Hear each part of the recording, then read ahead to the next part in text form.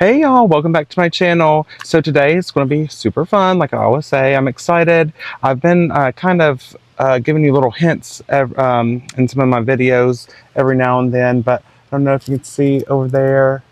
I have some loropetalum, and I think it's a rug, some type of rug. I'll show you what it looks like closer. And then we're going to be working right down here with where the eclipse hydrangeas are. Is there a bee in here? I'm gonna get stung. Holy moly, the pollinators are out. I don't know if you can hear it. Hope I'm not sitting on them. Anyway, so right down here have some boxes, and then you can see we have a candy corn spirea, and I have 6 of those. That's what we're gonna do first, and then we'll get to the loropetalum. So let's head down there and show you what I have.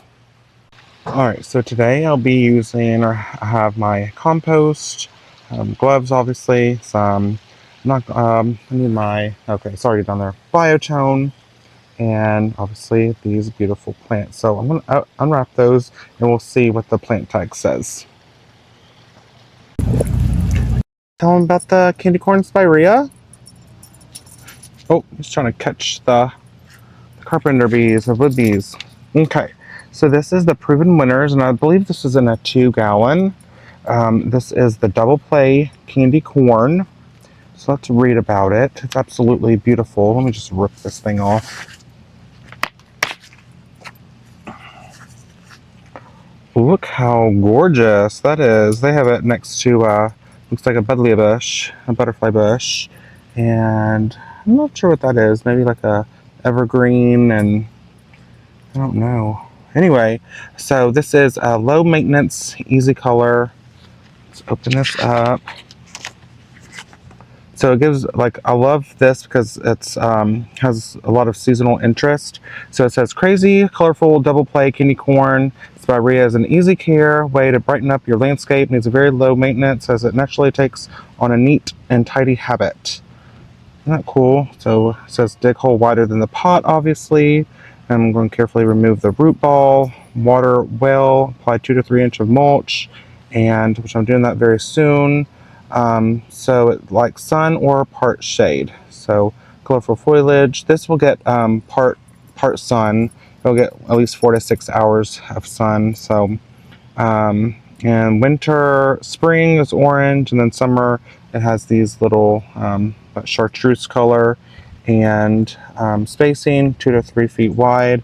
I'll show you that in a little bit. And then it gets 1.5 to 2 feet tall, and it's a USDA zone 4 through 7. So I might have to I have a big frost cloth if we get really too, does it say the temperature on 4 through 7?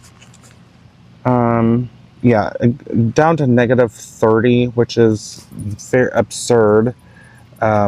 Very cold, but if we have a deep freeze like in the teens or something, or single digits, I will probably put a frost cloth off these. So here's like that kind of view, and I want to get back there so you can see from like straight on. It's absolutely beautiful, and I hope you can kind of see my vision.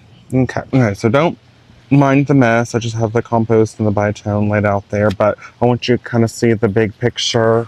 That let me scoot down one little bit further. There you go. You can kind of see them all in one. I have 6. I have 5 eclipse hydrangeas. So the hydrangeas I think get about 4 to 5 feet, and so I want them to kind of act as like a big kind of hedge or shrub there. So they get 2 to 3 feet wide. So I might move this one a little bit closer and move this down just a bit. That way they're all kind of evenly spaced. And I don't know, it may have been dark when I planted all this, but we have some Tweedia back here. And if you don't know what that is, it's kind of like a milkweed, and it will put on beautiful blue flowers. And then behind it is Cleome. And I can't remember if it's a white Cleome or a pink one. Nonetheless, wouldn't care either way. They'll both be beautiful. But I think when the eclipse, the hydrangeas should put on, this is their 2nd year. So they should put on a lot of growth this year. So that will fill in that area. And then the Spirea, I got them kind of mature in 2-gallon packs because I wanted them kind of the same size as the hydrangeas. But I have my auger and shovel and compost and my biotone. So I will show you the first one that I plant, and then after that I will show you when they're all in the ground. So I hope you're super excited, and he's having a blast trying to catch all those bees. But I hope he's being careful with my little seedlings. I hope they're hardy enough to get trampled on and maybe watered in. Albus. Oh my goodness gracious. Oh my word. This is a show in itself. You're stealing the show as you trample all over my seedlings. Okay, let's get to it.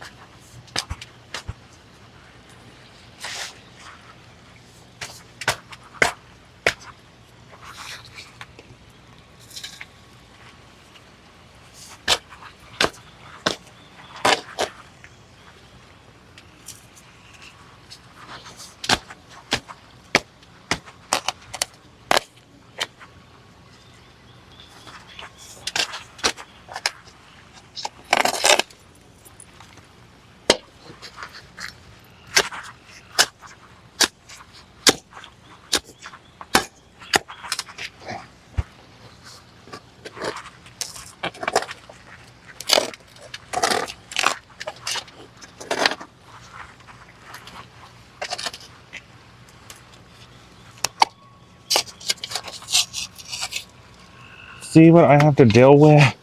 I don't know if you can see that. That is a huge, huge rock that I might keep and maybe try to put around my pond, but good grief.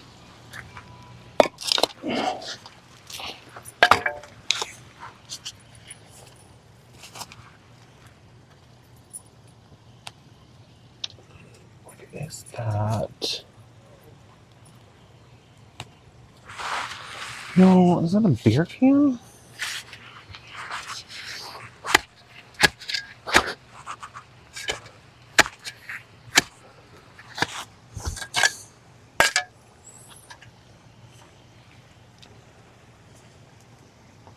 Wow.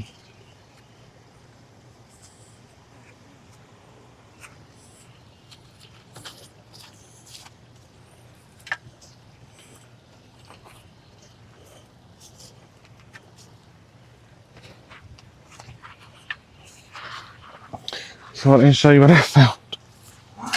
And it's not from us or me. It's a soda can. Like a beer can, I think. Really cool. Not really cool, but I'm glad I got it out of there. Alright, so I don't know if you can see. Let me pull you closer. Alright, so here's the hole that I have. Get this root out, Lord.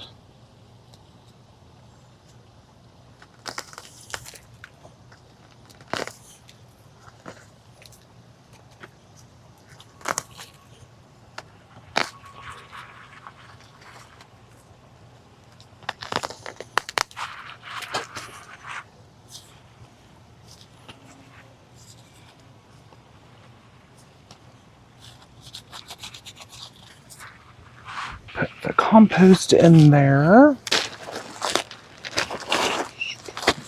All of them.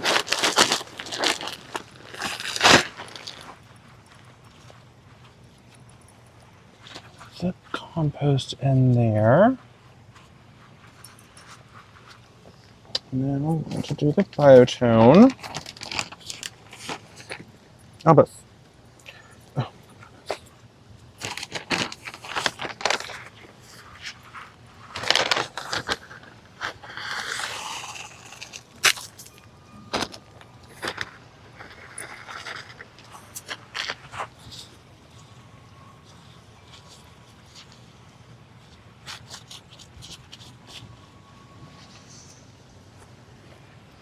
and open this up in here.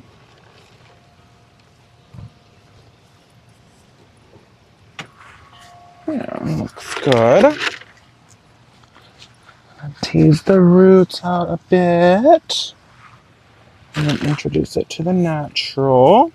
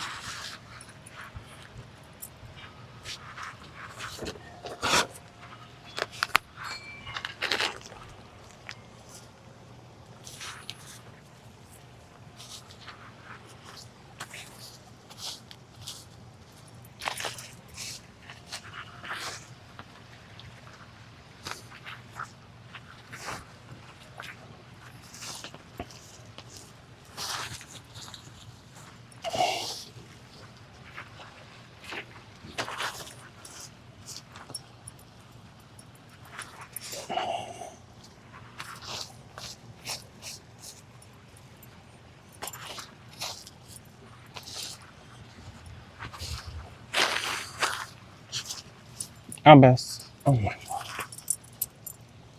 God. He just can't help himself.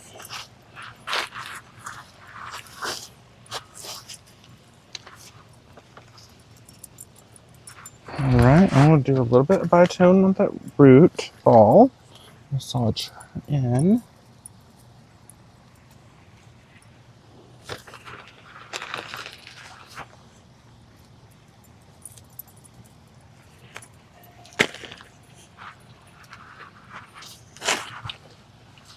And I'm going to top dress it with the compost.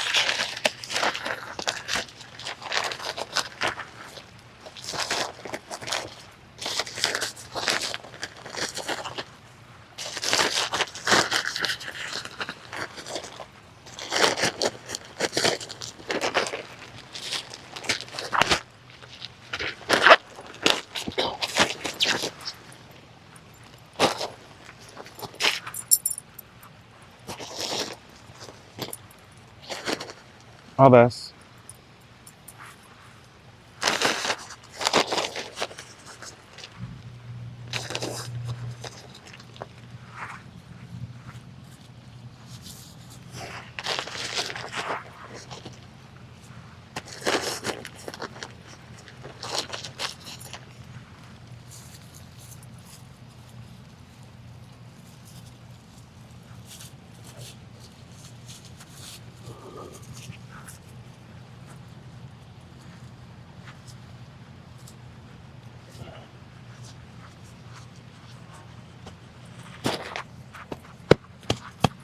Alright, that looks fantastic.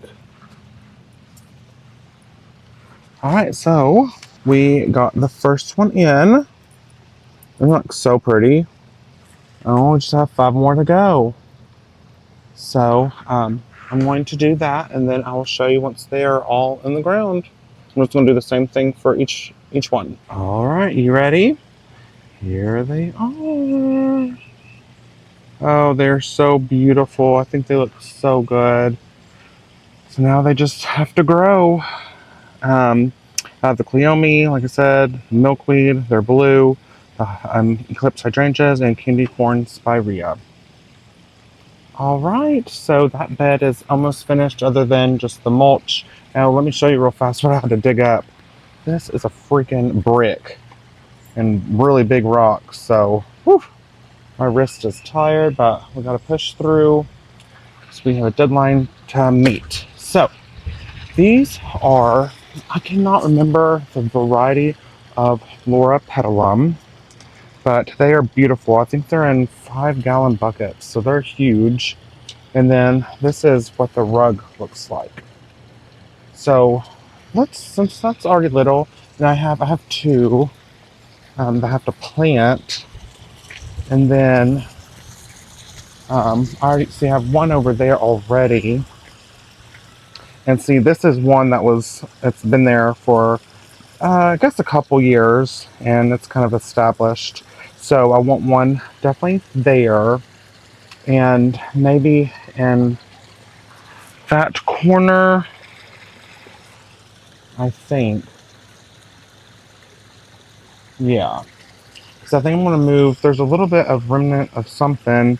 Might be the Nana Procumbens Juniper there that I've got to. Because I would like to put one here, but I just don't know if, because we have bonfires here, I don't know if it'd get too hot.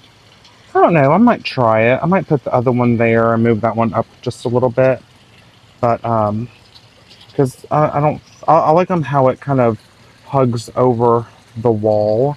So I think that's what I'm going to do. So I'm going to move that one up a bit and do that one on the other side.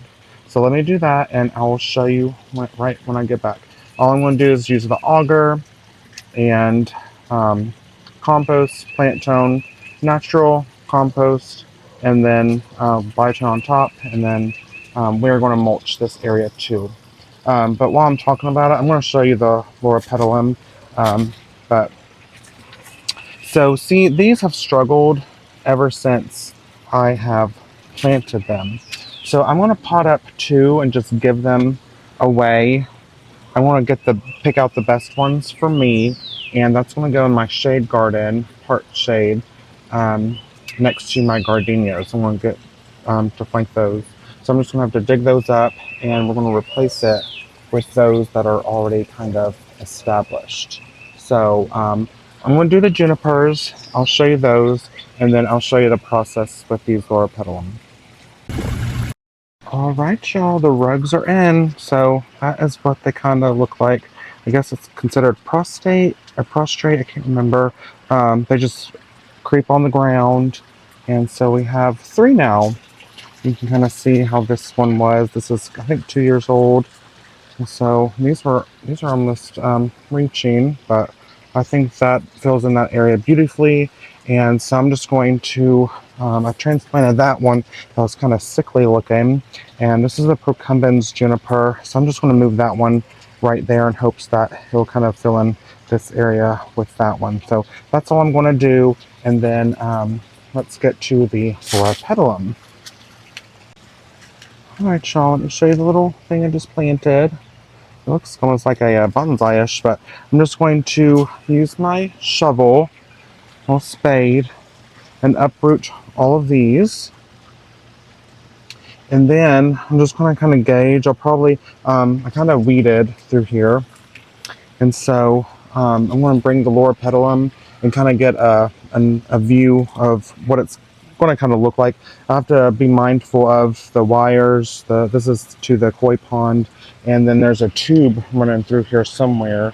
So I just have to keep that in mind. So I'm going to uproot these, and then I will show you the Loropetalum when I find a good spot for them. All right, y'all, and there we have it. Isn't that a perfect spot? And it conceals that plug, which is really why I wanted to do it. And it's 3, they're big, and I cannot wait to get them in the ground. So let's count. On 3, they'll be in the ground. 1, 2, 3. Boom, right there. That was very easy. Well, editing is, but so I think other than a B&B, like the tree, the balm burlap, I think those were the biggest containers or size I've ever, I think they were like 5-gallon or 10-gallon that I had planted, but I can't be more happy with how it looks. It just makes sense. The weeping atlas, and then the maple and the yellow, and then when the grasses come out, oh, it's just looking spectacular. The irises, I don't know if you can tell, They are about to bloom, but I'm running a little bit low on time, so I'm not going to show you this. But the only thing I want to do, I will show you, not in this video. I'm going to pick out my 2 favorite loropetalum and plant them in the shade garden next to my gardenias. I'm going to flank that, and that's where the rainbow heuchera are. But thank you so much for joining me today. And the Spirea look absolutely fantastic. The loropetalum looks so good. So I hope you enjoyed this video, and I hope to catch you on the next one. Bye, y'all.